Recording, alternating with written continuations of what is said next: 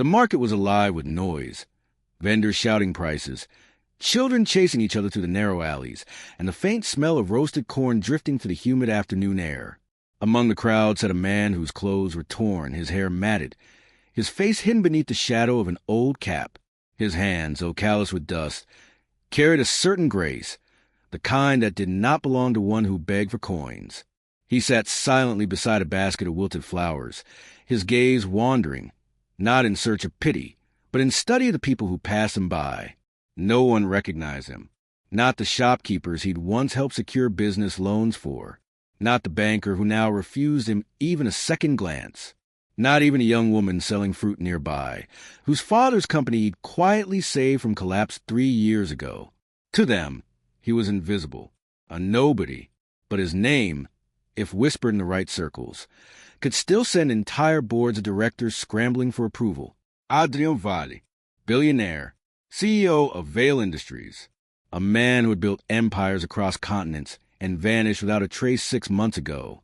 Now, here he was, dressed in rags, sleeping under bridges, and blending into the chaos of the marketplace. It started as a bet, one made not out of arrogance, but exhaustion. Adrian had grown tired of empty smiles and gold-plated lies. His wealth had become a mask that drew vultures dressed as friends. So he had decided to disappear, to strip himself of everything, and see what the world was like when no one wanted anything from him. But as days turned into weeks and weeks into months, he realized something deeper. The poor saw with clearer eyes than the rich ever did. One morning, as he reached the little tin cup that held his earnings, a few wrinkled notes and scattered coins, he saw a hand place a fresh apple inside. It was Clara, the fruit vendor. She was young, probably in her 20s, with sharp eyes and a voice that carried confidence even when her clothes spoke of struggle. "You look hungry," she said softly. Adrian gave a faint smile. "You should save that for someone who deserves it." She frowned. "Who decides who deserves what? Maybe today it's you." That moment stayed with him. Every day after that, Clara brought him something small, bread, fruit, or just conversation. She spoke about her dreams of owning a small grocery shop, of sending her younger brother to school. She never knew who Adrian really was, but she treated him with kindness that money could never buy. And for the first time in years, Adrian laughed, genuinely laughed. One evening, rain began to pour heavily over the market. Vendors scrambled to cover their stalls, and people rushed home. Clara was struggling to pull her cart under the awning when Adrian stood and helped her, his movements quick and practiced. She stared, surprised at the strength in his hands. "You're not like the others," she said, her voice trembling slightly. "You don't talk like a beggar." Adrian froze. The rain dripped down his face, tracing the faint scar near his temple, the only physical reminder of the life he'd left behind. "Maybe," he murmured, "or maybe I just used to be someone else." Later that night, as thunder echoed through the city, Adrian sat beneath a bridge, staring at a torn newspaper page he'd picked from the trash. His own photograph was printed on it. Asterisk, billionaire heir missing for 178 days. Family offers $10 million reward. Asterisk, the ink had smudged from the rain, but his face was still clear enough. He folded the paper slowly, his mind clouded with thoughts of what awaited him if he returned. The next morning, the market buzzed as usual, but something was different. A group of men in black suits stood near the fruit stall, their eyes scanning the crowd. Clara watched them nervously as they showed a photograph around. When they reached Adrian, one of them stopped. "You there, have you seen this man?" Adrian raised his head, and for a heartbeat, their eyes met, recognition flickering. The man's lips parted slightly in shock. Clara glanced between them, confused. "What's going on?" The man in the suit cleared his throat. "Ma'am, that beggar you've been talking to, he's not who you think he is." Before Adrian could respond, the sound of cameras and murmurs filled the air. People were gathering, whispering, pointing. The market that had once ignored him now stared in disbelief. And Clara, she simply stood there, her basket slipping from her hand as apples rolled onto the wet ground. Adrian took a deep breath, his eyes meeting hers. "Clara, I can explain." But before he could, another voice cut through the chaos. sharp, cold, and familiar. "Adrian Vale," said the man stepping forward from the black car parked at the corner. "It's time you came home." The crowd gasped as the billionaire beggar was escorted away, but Adrian's eyes never left Clara's. There was something in her expression that pierced deeper than all the money he had ever owned. That night, as he sat in the back seat of the car, the city lights flashing past, Adrian realized he had everything again: wealth, power, his name restored. Yet for the first time, it felt like he'd lost something far more valuable. He couldn't stop thinking about Clara, the only person who had cared for him when he was nothing. And as the car turned toward the mansion gates, Adrian knew one thing for certain. He wasn't done with the marketplace. Not yet. Adrian's reflection flickered faintly in the tinted car window. The man staring back at him looked cleaner now, sharper, the faint glow of city lights brushing against his jawline. Yet, no matter how polished the suit or how familiar the scent of luxury leather felt, there was an emptiness behind his eyes that he couldn't wash away. His assistant spoke softly from the front seat, updating him on board meetings, pending acquisitions, and media statements that painted his disappearance as a temporary mental health retreat. He said nothing. All he could hear was Clara's voice, the warmth, the laughter, the way she'd scolded him for pretending not to care about himself. He remembered her hands, rough from labor yet gentle when she'd handed him bread. Every time he blinked, he saw her face, frozen in that moment of disbelief as he'd been taken away. The mansion gates opened with mechanical precision, tall iron bars sliding apart like the jaws of a beast. Security lights illuminated the grand courtyard, where maids and staff stood lined up, heads bowed, ready to welcome their master home. Adrian stepped out, his shoes crunching against the gravel. Cameras flashing beyond the gate. Reporters shouting questions about where he'd been and why. He ignored them. Inside, the marble floors gleamed under chandeliers. His mother rushed forward, her diamond earrings catching the light as tears streaked her face. "Adrian, my boy, where have you been? You had us terrified." He allowed her embrace but stood stiffly, his eyes wandering past her toward the grand staircase where portraits of his ancestors hung, men and women who had built their legacy on power and distance. "I just needed time away," he murmured.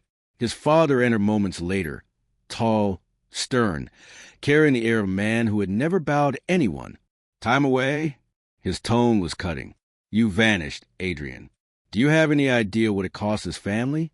The rumors, the lost deals." Adrian turned to face him, voice calm but steady. "Maybe losing a few deals isn't the worst thing that could have happened." His father's expression hardened. "You sound like a fool who's forgotten his place." "Maybe I have," Adrian replied, walking past him toward the study. "Maybe I needed to." He shut the door behind him, shutting out the noise, the luxury, the suffocating perfection. The silence was almost deafening. On the desk lay documents, profit reports, investment charts, merger proposals, all meaningless symbols of a life that now felt hollow. He reached into his pocket and pulled out a small, bruised apple, Clara's last gift. He placed it on the table and sank into the leather chair. Outside, thunder rolled again, faint but familiar, like the one that had echoed over the market the night she'd first begun to suspect him. For the next few days, Adrian played the part everyone expected. He attended press conferences, smiled for photographs, spoke about personal reflection, and re-signed papers worth millions. But every night, when the mansion lights dimmed, he found himself restless. He would sit by the window, staring out at the city, wondering if Clara had forgiven him, or if she even wanted to see him again. He didn't blame her if she didn't. By the fourth night, he couldn't take it anymore. He slipped out quietly, wearing plain clothes and a cap again, and took a car into the heart of the city. The market was just as alive as he remembered, lights flickering, vendors calling, laughter echoing through narrow lanes. But when he reached Clara's stall, his heart sank. It wasn't there. The wooden cart that used to hold her fruits had been replaced by a new vendor. Adrian approached him. "Excuse me, the woman who used to sell fruits here, Clara, do you know where she went?" The man looked up briefly. "She left last week. Some family trouble, I think. Heard her brother fell sick. She sold what she could and disappeared." Adrian's throat tightened. "Do you know where she lived?" The vendor shrugged. Down by the old railway quarters, I think. But good luck finding her now. That place is half abandoned. Adrian thanked him and walked away, his pulse quickening with every step. The railway quarters were a shadow of the city's forgotten past. Broken walls, flickering street lamps, and stray dogs wandering between old sheds. He moved through the alleys quietly until he heard a faint cough coming from a dimly lit doorway. He peered inside. Clara sat beside a small stove, her hair tied messily, her eyes red from exhaustion. Her younger brother lay on a thin mattress, wrapped in a blanket. "Clara," Adrian whispered. She turned, startled. For a second, disbelief crossed her face again, then anger. "You shouldn't be here." "I had to see you," he said, stepping forward cautiously. "I needed to explain." "Explain what?" she snapped. "That you were a billionaire pretending to be poor? That you let me pity you, feed you, trust you, while you were living a life I can't even imagine?" Her words cut deep, but he didn't look away. "I didn't mean to deceive you. I just needed to know what it felt like to be seen as human again." Clara laughed bitterly. "You could have told me the truth. You didn't have to play with people's kindness." "I wasn't playing." His voice trembled, raw. "You were the only person who looked at me like I mattered, not for what I owned, but for who I was. You reminded me that there's still good left in the world. I owe you more than you can imagine." She crossed her arms. "You don't owe me anything. Just go back to your world, Mr. Vale." Adrian hesitated. The way she said his name, with quiet pain, stung more than any insult. He looked at her brother, frail and pale. "He's sick. Let me help. I can get him a doctor." "No," she interrupted sharply. "We'll manage." He took a deep breath. "Clara, please. This isn't charity. It's gratitude." Her eyes flickered with emotion, but she turned away. Gratitude doesn't heal betrayal. Adrian stepped closer, voice low. "Then let me earn your forgiveness." For a long moment, she said nothing. The silence between them was thick, filled with everything unspoken. Every memory of laughter at the market, every shared glance over bread and fruit. Finally, she sighed. "He needs medicine. The clinic refused us because I couldn't pay." Without another word, Adrian pulled out his phone and made a call. Within an hour, a black car arrived, carrying a doctor and supplies. Clara watched in stunned silence as they treated her brother, administered medicine, and left quietly, refusing any payment from her. When the car drove away, she turned to Adrian. "You really did that?" He nodded. "And I'll keep doing whatever it takes to make things right." She stared at him for a long time, her eyes softening just a little. "You can't buy forgiveness." "I know," he said quietly. "But maybe I can prove that I deserve a second chance." Clara didn't reply. She looked down at her brother, asleep now, breathing easier. The firelight flickered across her face, and for the first time since he'd returned, Adrian felt something like hope. Outside, the city lights shimmered faintly through the drizzle. Adrian knew he couldn't go back to his old life. Not yet. There was too much left unfinished here. As he sat on the cold floor beside her, watching the small flames dance between them, he realized something.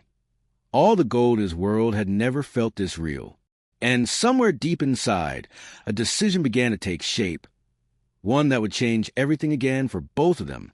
Days turned into weeks. And for the first time since his return, Adrian didn't care about stock prices, board meetings, or the endless swirl of corporate obligations that demanded his attention. He stayed near the old railway quarters, visiting Clara and her brother often under quiet cover of night. The boy, Eli, began to recover, color slowly returning to his cheeks. Sometimes, Adrian would bring books for him, or fresh fruit from expensive stores that Clara never noticed were too perfectly arranged to be from a street vendor. Other times, he'd just sit by the window, listening to the faint laughter that filled the dim room whenever Clara read stories aloud. Yet, no matter how much time passed, Clara kept her distance. Her words were polite but guarded, her eyes carrying a wall he couldn't cross.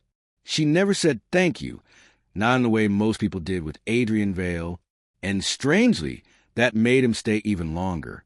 One cold evening, as fog rolled through the empty streets, Adrian received a call that would drag him back into the world he'd tried to escape. "Mr. Vale," his assistant's voice crackled through the phone. "The board is threatening to vote you out. They're calling your absence reckless. Your father's aligning with them." Adrian exhaled slowly, glancing toward Clara, who was stirring soup over a small fire, the warmth of the flickering flame reflected in her eyes. He realized that every time he returned to his marble halls, he felt smaller. But here, in this forgotten corner of the city, he felt alive. Still, he couldn't let everything he'd built crumble. Not if he wanted to help people like Clara in more than small ways. "I'll attend the meeting," he said quietly. When he left that night, Clara didn't stop him. She simply watched as he disappeared into the fog again, her expression unreadable. The boardroom was colder than he remembered. His father sat at the head of the long oak table, surrounded by men and women whose faces glowed with ambition. They whispered about the unstable heir, the vanishing billionaire, the man who had lost his mind among beggars. Adrian took his seat calmly. "I've heard the rumors," he began, "that I've changed, that I've lost my edge." "You're right." The murmurs grew louder, but he raised a hand to silence them.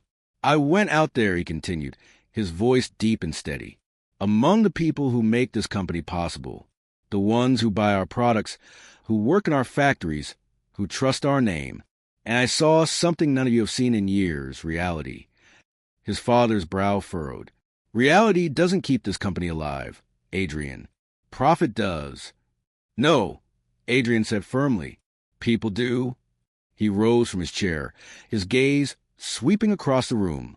"We've built walls so high around ourselves that we've forgotten why we started in the first place. We chase numbers, not purpose. I refuse to lead a company that values greed over humanity." A stunned silence followed. One of the board members spoke nervously. "What are you suggesting?" "A new division," Adrian said. "Vale Foundation. We'll invest in small businesses, fund schools, create jobs in the poorest districts. Not charity, opportunity. That's how we rebuild the soul of this empire." Laughter erupted from the far end of the table. "Idealism doesn't make money, Vale." Adrian smiled faintly. "Neither does corruption. And I've got enough shares to ensure you'll follow my lead, whether you like it or not." By the time the meeting ended, the company had a new direction, and a storm of headlines followed the next morning. "Billionaire returns with radical new vision." The papers read. Investors panicked. Critics called him foolish. But people, ordinary people, celebrated him.